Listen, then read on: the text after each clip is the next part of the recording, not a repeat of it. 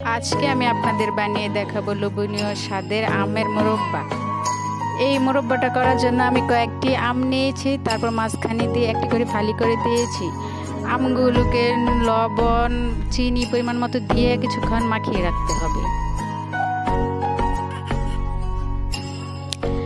এই মোরব্বাটা তৈরি করার জন্য আমাদের কিছু উপকরণ লাগবে।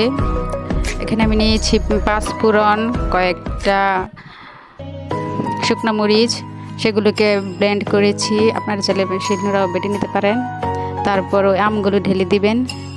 তারপর মরিচের গুঁড়া, হলুদের গুঁড়া পরিমাণ মতো দিয়ে সেগুলোকে কতক্ষণ নাড়তে হবে উল্টাপাল্টা করে। আস্তে আস্তে দিবেন, যাহলে এগুলো ভেঙে না যায়, এগুলো অনেক সফট হয়ে যায়। আগে থেকে তৈরি করা শুকনো মরিচের গুঁড়ো পাঁচফোড়ন উপরে ছিটিয়ে দিবেন। তারপর হালকা করে একটু নেড়ে দিবেন। বেশি ঘন ঘন নাড়তে যাবেন না, কারণ এগুলো অনেক সফট হয়, ভেঙে যাওয়ার সম্ভাবনা থাকে। তারপর আস্তে আস্তে বেশি ঘন হয়ে গেলে তারপর নামিয়ে নেবেন। এই যে এখন তৈরি হয়ে গেল আমাদের লোভনীয় স্বাদের আমের মোরব্বা।